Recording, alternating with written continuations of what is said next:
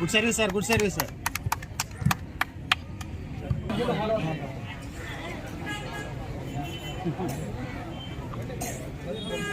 తీసేనా ఇది వచ్చేస్తా.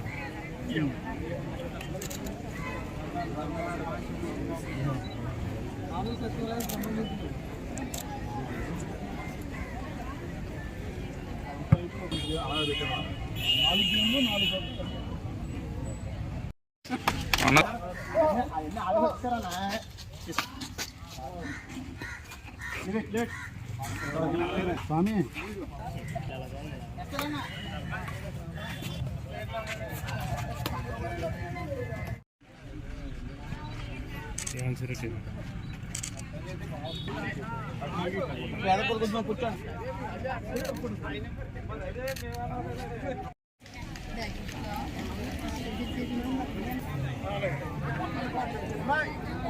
కూడా ఆడుదాం ఆంధ్ర అనేటువంటి ఒక కొత్త కార్యక్రమానికి రాష్ట్ర ప్రభుత్వం శ్రీకారం చుట్టింది.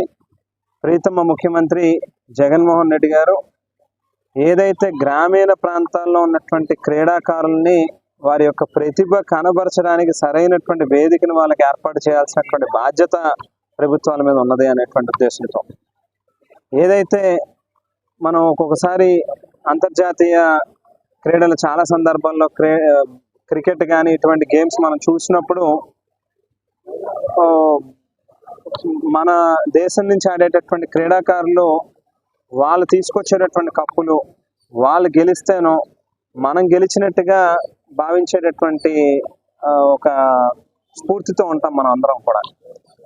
దాని తాలూకా ఉద్దేశం ఏంటంటే సహజంగా మన జెండా ఎగిరినప్పుడు మన దేశం తాలూకా జెండా మనం విజయం సాధించినట్టుగా మనమే గెలుపొందినట్టుగా దేశం పట్ల మనకు ఉండేటటువంటి అభిమానాన్ని కానీ లేకపోతే ప్రేమను కానీ మనం ఆ రకంగా చూపిస్తూ ఉంటాం.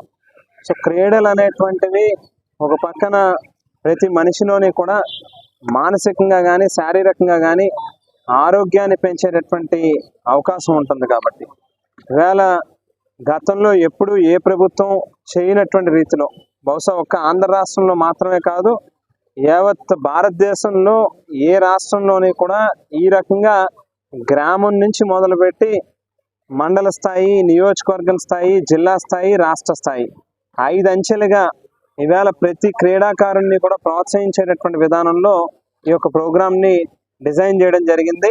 ఖోఖో, అలాగే క్రికెట్, వాలీబాల్, కబడ్డీ ఇట్లా 5 స్పోర్ట్స్ని కూడా ఈవేళ రాష్ట్ర ప్రభుత్వం ఈ యొక్క కార్యక్రమాన్ని శ్రీకారం చుట్టడం జరిగింది. ఖచ్చితంగా ప్రతి గ్రామంలోని కూడా ఒక పండగ వాతావరణం నెలకొంటుంది ఈ కార్యక్రమం ద్వారా.